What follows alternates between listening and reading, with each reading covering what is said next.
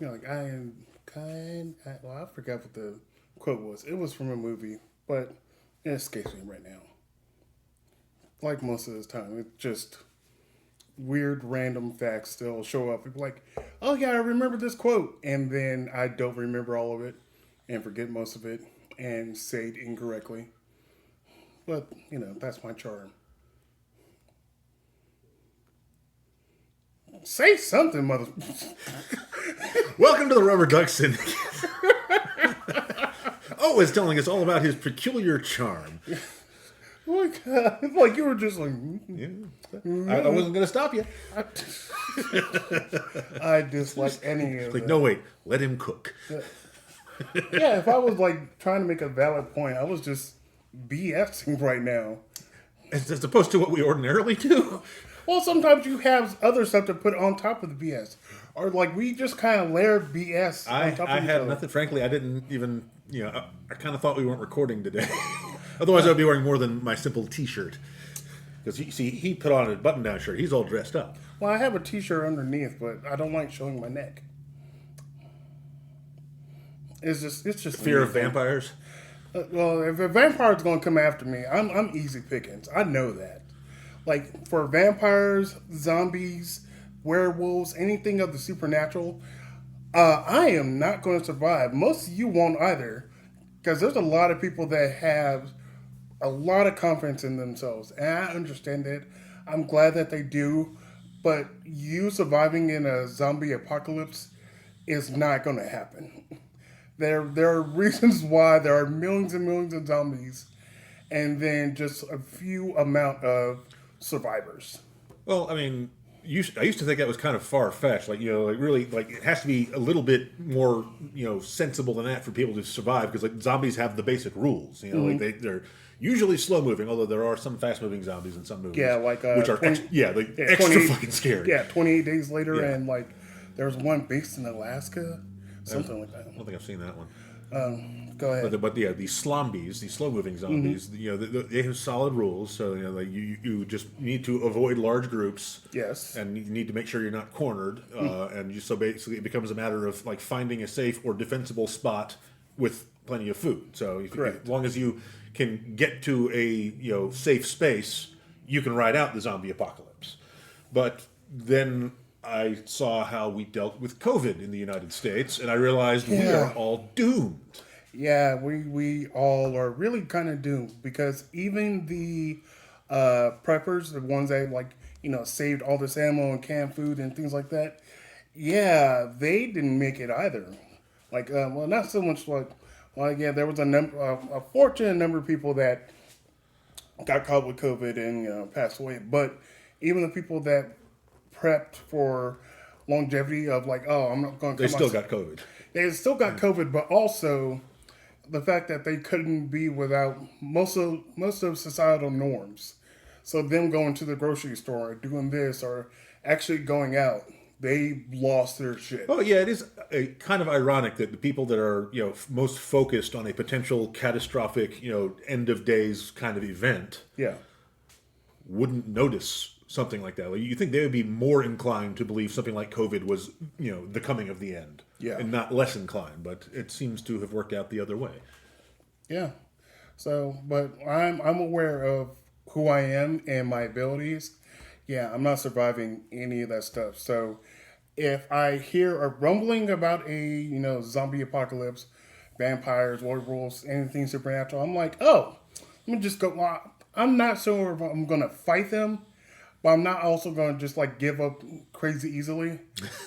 Like just vampire apocalypse. I'm just going to start eating really bad. Yeah, you guys are going to have like you want me? You're going to eat me? You're getting diabetes. Diabetes. Diabetes. Kids, if you don't know, Wilford Brimley. Yes. Look it up. Yeah, he. That's enough of that. Yeah, that's enough of that. They can figure it out from context. Yeah, they'll go from there. Yeah, diabetes. Yeah, and Cocoon. Watch Cocoon. Cocoon is actually a solid movie. It is. Cocoon is a very solid movie. There was another one that he was in that it kind of had a similar feel, and you may know what it was. Like, well, there were two Cocoon movies. Well, aside from Cocoon, like another movie that was like in the 80s that had a kind of feel to it. Like, Well, in defense of your argument, Wilford Brimley has looked the same his entire career. So, yeah. Every movie he was in, he looks exactly like you remember Wilford Brimley. You want to know how old he was in Cocoon? He was probably 20. I think he came out of the womb like with a mustache. I think he was supposed to be around like early 50s, like maybe 51, 52. But he was supposed to be like in a retirement home I'm like, that seems off. Was his character supposed to be in 50s? No, his character was supposed to be like in the 70s or 80s. Yeah, okay. So he was just, he's playing older, but he looked the parts. I mean, I don't know. I think he naturally had white hair. I think he just might have always had white hair. True, like he may have always had white hair, but there's another actor who's always had white hair, but I never saw him as being old until now, is Steve Martin. Like Steve Martin has not always had white hair. I just saw a clip of him the other day where he has dark hair, and it's fucking weird. Like, he looked like a baby. Yeah, he like I think he had like not jet black hair. I think I know what the picture like he's holding his banjo. No, it was an old stand-up bit of his. Oh, it was, okay. Just very early stand-up, and before he got big, I mean, his hair turned white very early on, but he was not born with it. Okay, yeah, but I've always kind of known him for white hair. Yeah. So that's how I was kind of seeing it, or like I guess salt and pepper hair, but mostly white. Yeah, I mean, he's had white hair for a long time. I think he had white hair in Three Amigos, so he had white hair in the '80s, didn't he? I believe so. Yeah. So. Oh man! If anyone was tracking, Steve Martin's hair color over the decades, please, write in. I think the best person to ask about that is Steve Martin. Steve Martin, you have an open invitation to come onto the Rubber Duck Syndicate podcast and talk about your hair, and that's it. We don't want any other information. You realize the only way Steve Martin would come on our podcast if he saw something and decided to screw with us about it? I mean, I wish he would. Yeah. He's like, yeah, I got Only Murders in the Building. I have other movies going on. I think he has his own successful podcast, and he's like, you know what? But these guys annoyed me so much, I'm going to their garage. He's like those guys that only have, I believe the last time I checked, well, depending on what you watch this on, we got maybe about 10 subscribers. We have subscribers? Yeah. We have subscribers. Yes. Wow. And like, we have 10 subscribers. There's, one of them is not a bot. Yeah. One of them is like, well, two of them are people that I have no idea who they are. Then chances are those are my friends. Possibly. Yeah. So that, yeah, well. Because I sent out the link to, a bunch of people. And some of them even acknowledged it. Oh, they probably acknowledged it. They're like, you're alive? Because we want to let you know, folks, Daniel does nothing on social media. Yeah, I've not been on Facebook for like 3 years until like last week. And it's just as awful as I remember. And he still does not want to do it, even though he really needs to. No, I tried, and I got back on, and I updated a little bit of stuff, and I got back in touch with people. Like, apparently I had messages from like 2 years ago that I responded to. Oh, my goodness, man. In my defense, most people don't want to talk to me. Yeah, because most people are on social medias, like via Facebook, Instagram, TikToks, things like that. They are there. You have to kind of reach out to them. Yes, I know that you have like people's phone numbers and emails and things, but sometimes it's just kind of easy to be like, hey, they posted a picture of their sandwich. Thumbs up. I have to post pictures of sandwiches now? Or ducks, or whatever you feel like. I mean, I'm slightly more comfortable posting pictures of ducks, given that we have the theme going on. Yeah, well, no, that's for our OnlyFans. So, like, it's just us in provocative duck pictures. Get your duck pics. Get your duck pics. Yeah. There's not mistype. Y'all think we're kidding about this, but no, this is on our, not a 5-year plan. This is like part of our architecture that we have laid out for this podcast. Is we are probably going to end up doing. Yeah, we're going to. We're working on getting more socially out there and putting more stuff out there. So we are working on that. Yeah, we are working on that. I'm trying my best. Daniel needs to get a little bit more on board too with it. I tried. TikTok is. I mean, I don't understand how people don't just like spontaneously stroke out from TikTok. They do stroke out on there. We're using the terms in different meanings here, folks. Yeah, there are people that, there are people that have, I guess, what they would probably call thirst talks. So essentially, it's just thirst traps, TikTok things. Why don't I get any of those? The algorithm is just showing me like clips of the Big Bang Theory. Because they think that you like the Big Bang Theory. I do, but I also like, what it's called? Thirst traps. Yeah, it's like I too am thirsty. Am I not? You are. Am I using that wrong? You are very thirsty, sir. It's been a long, dry run. You have a crazy amount of thirst that like Gatorade cannot quench. So the thirst traps are out there for you. I'm not sure if you have to search it or if I'm not even sure how the algorithm really kind of works in that way. It's very weird. I get the impression that anything you look at for longer than like a second it says, all right, yeah, flag that, even more of that. Yes. So that's kind of how it goes. Which is kind of annoying because I do enjoy the Big Bang Theory clips and all the other random stuff that it is. Well, I guess less random. All the stuff that the algorithm has decided that I like because I was paying more attention to it. But occasionally I'll pay attention to something that I'm just like.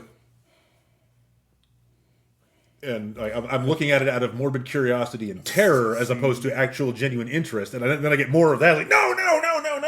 Yeah, we'll see like if you stay on there for more than a few seconds, that means you gave some attention to it, and the algorithm is like, oh, you hung on to this for maybe a couple of seconds longer. Maybe you want more of this. So I also have the lingering fear because I'm only on TikTok with the official Rubber Duck Syndicate account. Mm-hmm. So I also have this nagging voice back in my head saying like, okay, whatever you look at is going to be part of the Rubber Duck Syndicate's algorithm forever, and is one day going to log in and see, and so I have to behave on TikTok. Well, log into TikTok more, create more videos, and then we'll see what happens with it. But I got subjects, or unless you want to talk about something else. Because guess what? I write stuff down. All right. Let's go with, talk about a song you will want played at your funeral, sir. A song I want to play at my funeral? Yeah. You're dead. And your parents will be like, oh no. My baby boy is dead. Oh my God. You're assuming I'm going to die before my parents? Yes. Like you got a knife behind your back or something? No. Yeah, song I would want played at my funeral. No, because the way we live, we are going to, like, well, I am. Your parents will outlive me. Yes. Yeah, we got to fix that, dude. I don't know. I'm just fat and going to die. It's going to happen. Yeah, but like, dude, you're no good to us dead. Yeah. Like, the podcast is going to be noticeably different when you die. Yeah, because no one's editing anything. It's just going to be raw video. No edits or nothing. No content anywhere. Yes, yeah. We'll die and we'll have to get by on my raw charisma, talking to no one. It's not going to get posted anywhere because you don't log in information. Which I think I provided to you anyway. Yeah, I have the login information. It's just only some of it works. All right. Your death song, sir. My death song. Yes. At my funeral. Well, there's the old joke about having a closed casket funeral, then having the Jack in the Box music play, da-dun, da-dun, da-dun, da-dun, and just keep doing that over and over again. Which, if I ever have a closed casket funeral, I would seriously consider that. Yes. Everybody gets slowly more and more nervous. It just like slows down every once in a while. I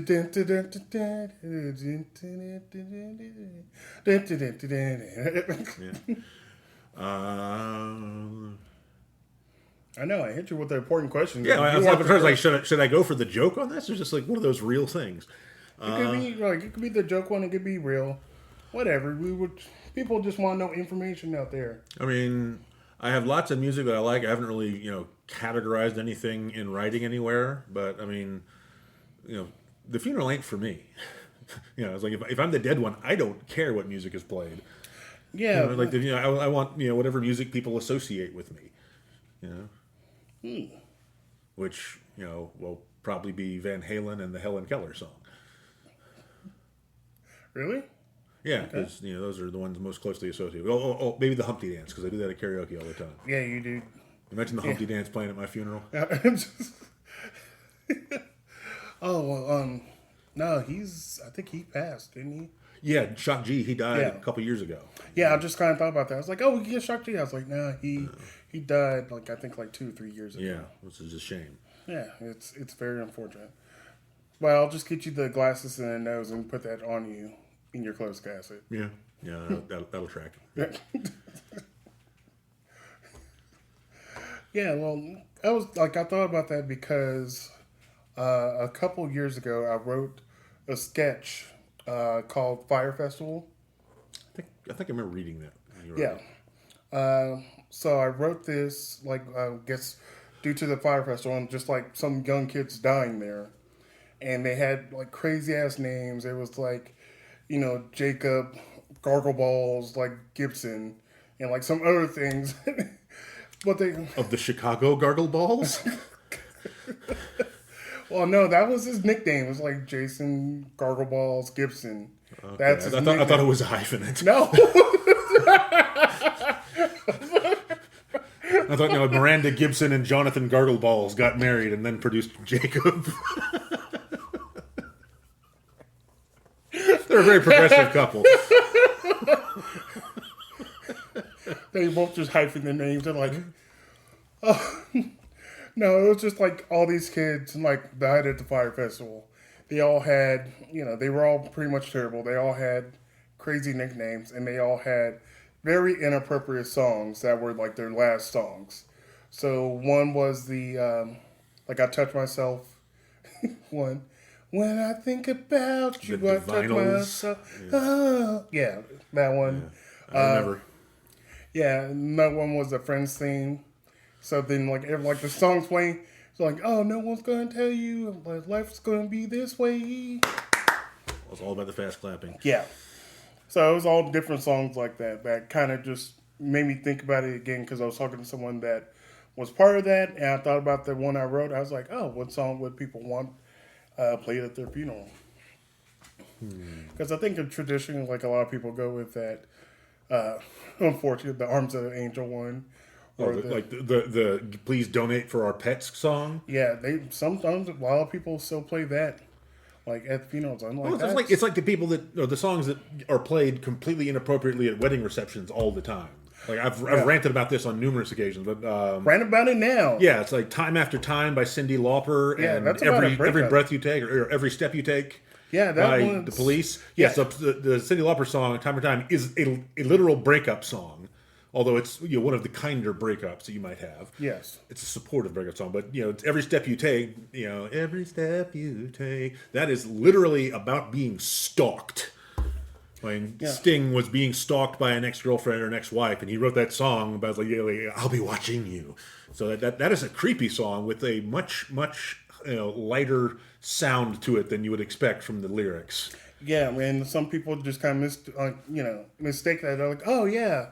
Because there were a lot of people that kind of thought oh, he's thinking about the birth of his kid or his daughter, and every step you take, I'm going to be. They're no, it was a much darker context. A lot of straight up love songs in the past, even the ones that were directly intended to be love songs, come across as creepy as hell now. We're going to come into Christmas season again soon. Everyone knows that there was a big internet uproar about it a couple years ago about Baby It's Cold Outside. Yeah. Which is, as far as jazzy songs go, it is better than most Christmas carols. Let's put it that way.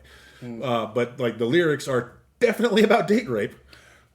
But at the time, it was just a cheeky kind of back and forth. And really, it depends on how you empathize with the female character in the song. Like if you think, oh, she's playing along, she's really into the joke, and they're already in a relationship, and they're just being coy with each other, then it's kind of an adorable, quirky little romantic song. But if you think that, oh no, this is just some guy trying to keep a girl in his home to increase the chances that she'll sleep with him, then that comes across as incredibly dark and creepy. Yes, it really does.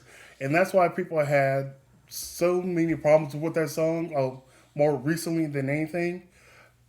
But it's also weird that there was a comedian that made a joke about that, going back and forth between the lyrics of that and WAP.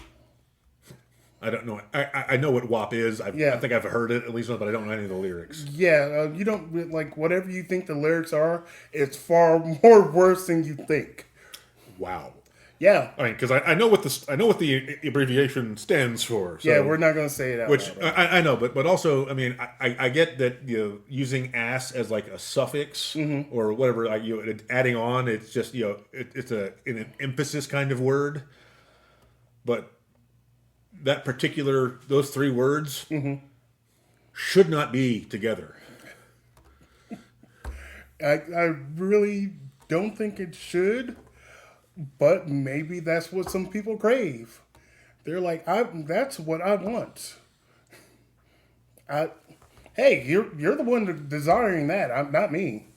There are people out there. I'm not the one. Don't you want just dripping wet with Gristle and stuff? I don't know.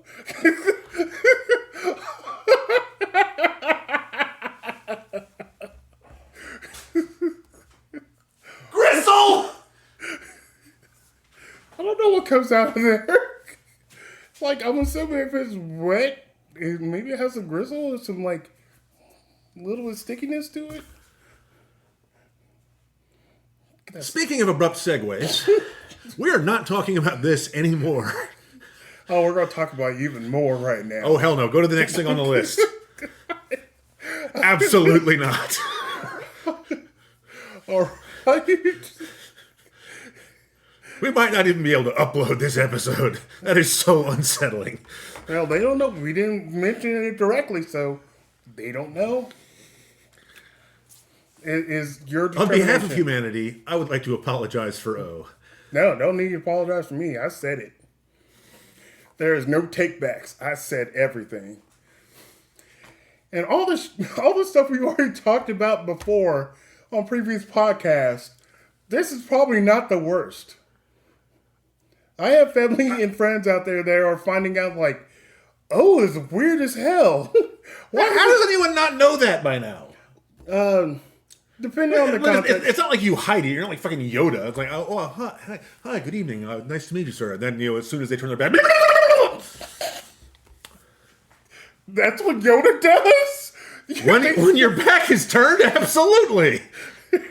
I've never seen Yoda do that in Star Wars. That's because your back wasn't turned. You watch Star Wars and you look away from the screen, Yoda does that all the time. Yoda is just going Yoda is just going wild in the background. He's like, oh, we always just see him being peaceful and slow. No, you've seen the scene where, in one of the prequels, where it's the CGI Yoda and he throws nasty with a lightsaber, just starts bouncing around, killing everybody. Yeah. Yeah. You know he can do it. I've seen that, but I didn't think he was going. I mean, yeah, if you zoomed in and you could hear his internal monologue while he's, slacking people down. Okay. We'll move away from that. I'll move away from the Gristle. You move away from Crazy Yoda.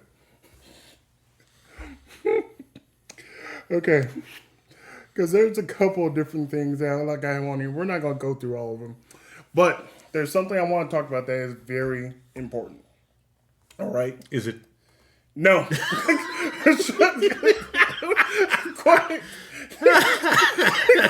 Moving on. I was making a clip from another podcast, and that was on there. I was like, I can't put that out there in a little clip. I want to, but it's going to be in every third episode. It's going to be. All right. If you don't know what we just referred to, you are probably better off for not having watched previous episodes. I want to talk about the movie Hook.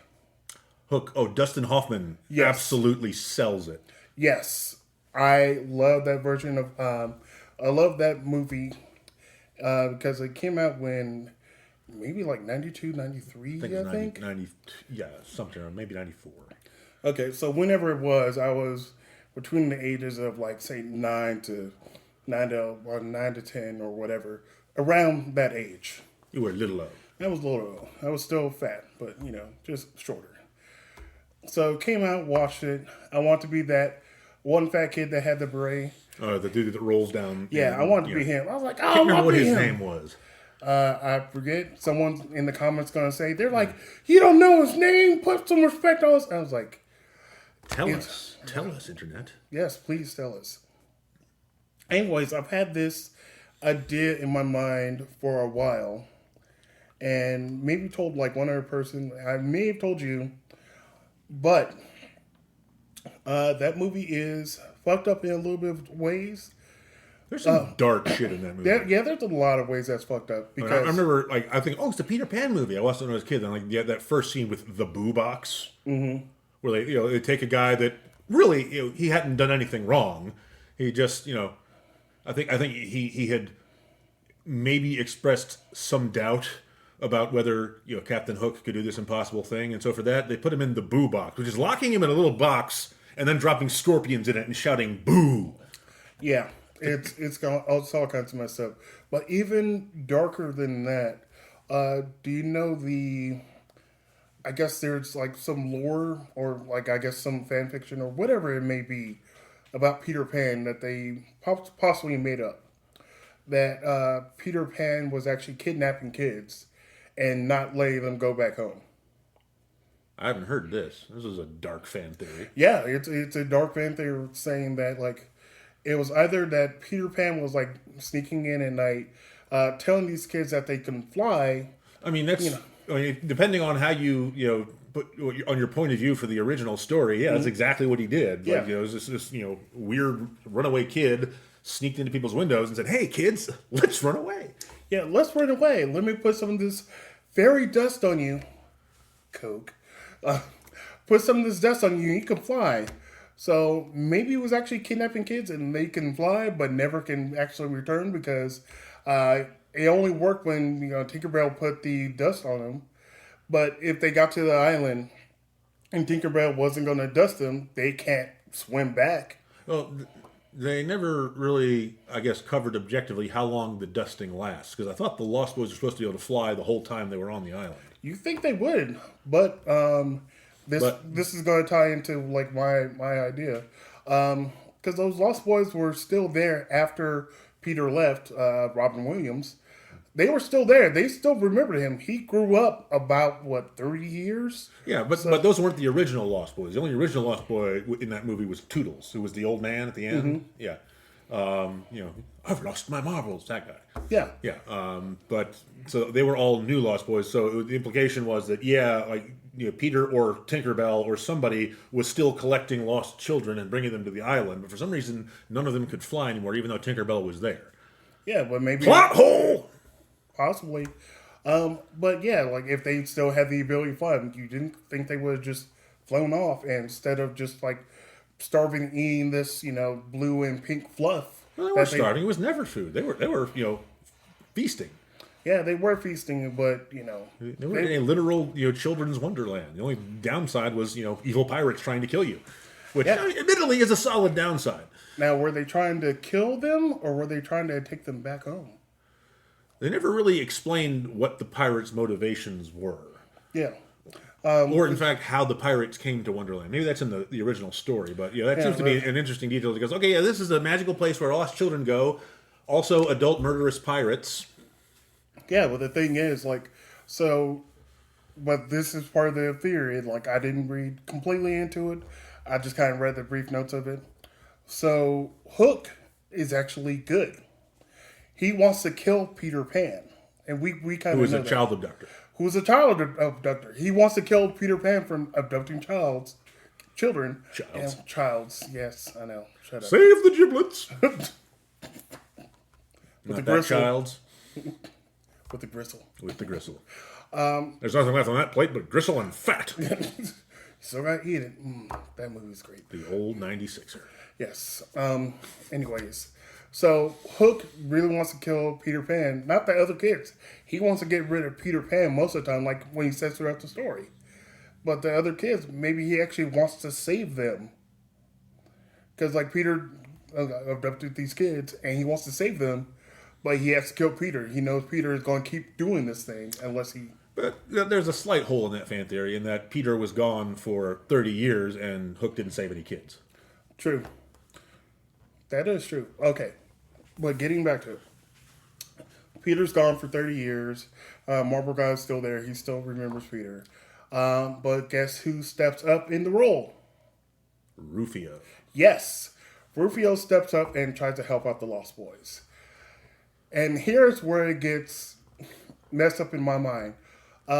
This is a kind of a like DEI situation. So go on. Calm down, man. No, I really want to see where you're going with this. Okay. So Peter just pieces out, doesn't say anything. He's like, I'm gone. I'm going to live with Wendy now. I'm going to have kids. I'm going to be boring as fuck. So then... It was Mora. It was Mora. Mora? Yeah, Wendy was the grandmother. Ah, okay. Thank you. I appreciate that. Amazing, the random details I can't forget. Yeah. So he pieces out, leaves the Lost Boys. They got no leadership. Rufio steps up. And he's killing it.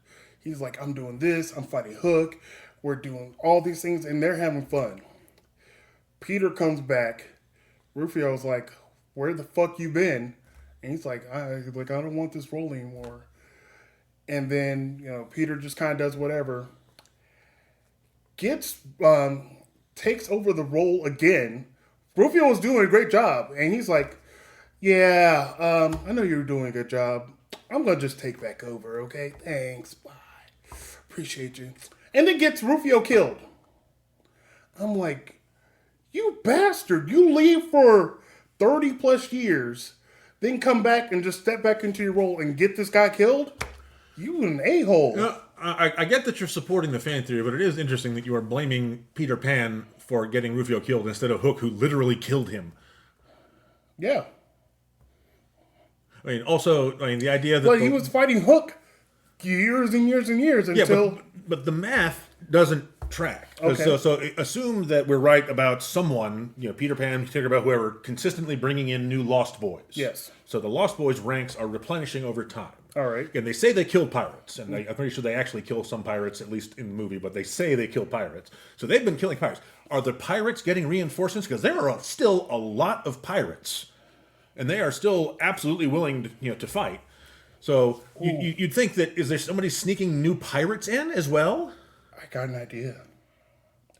Well, some of the Lost Boys getting older become pirates.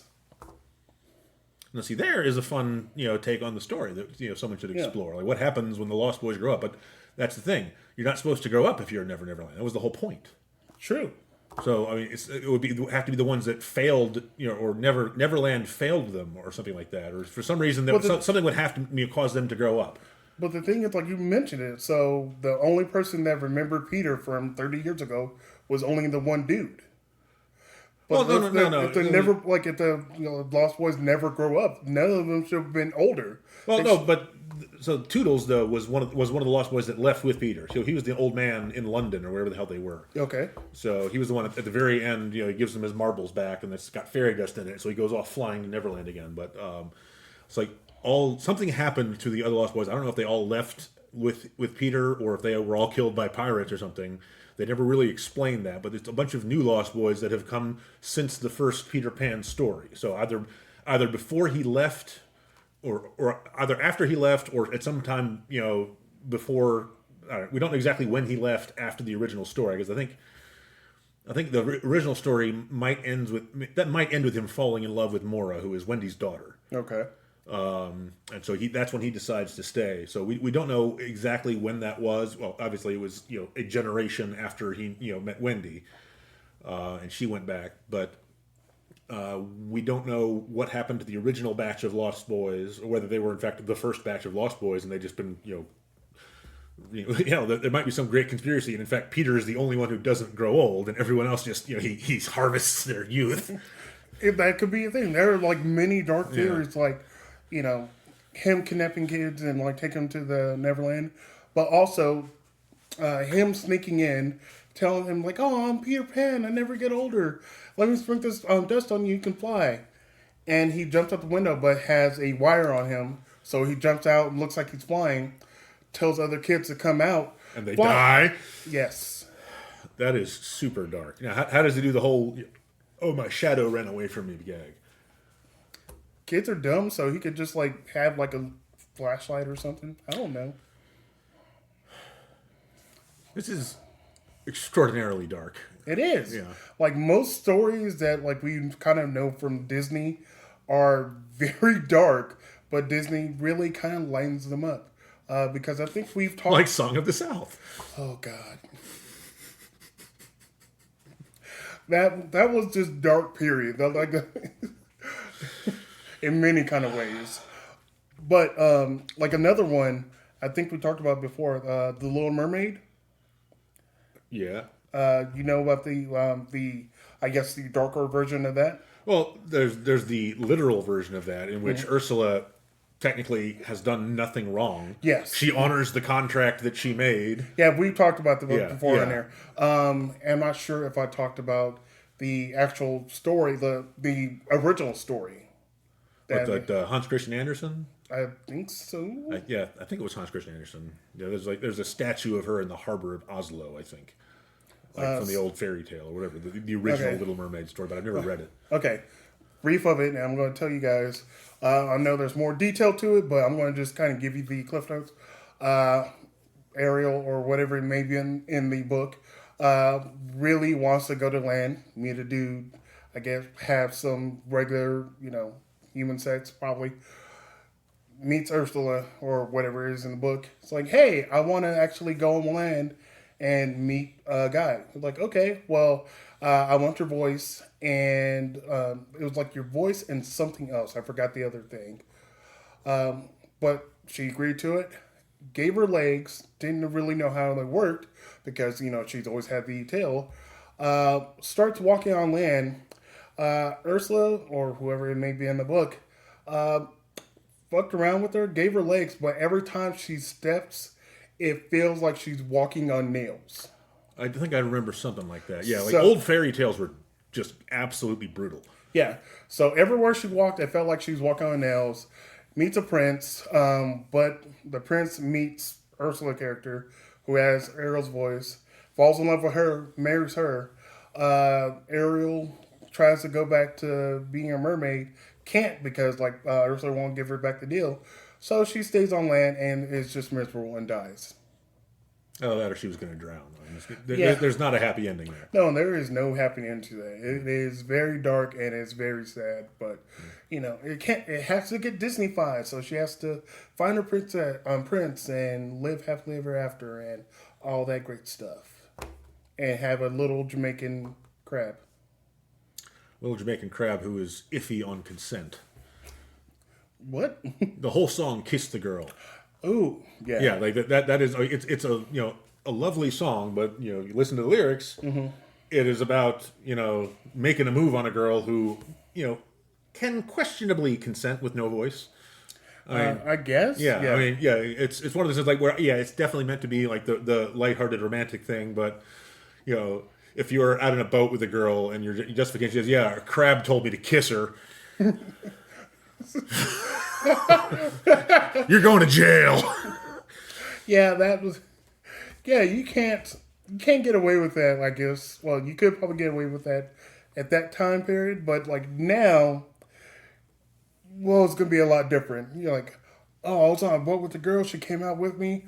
Because of the implication. Because of the implications. Did she say yes? Not exactly, but she gave me the eyes. I'm like, okay. So what happened after that? I went in for a kiss. Why? A little crab told me. That was Jamaican. Jamaican crab told me to kiss her. Jamaican crab. Yeah. Yeah, he got to that flower. Okay, arrest him, book him, put him under the jail. He got into the fairy dust.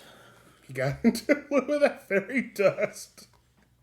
Yeah, because someone says like, yeah, Jamaican Crab told me to do it. Anything after that, you don't really need to listen to them. What? And I'm just imagining like different lyrics, but trying to come up with a rhyme for date rape. Yeah, it's tricky.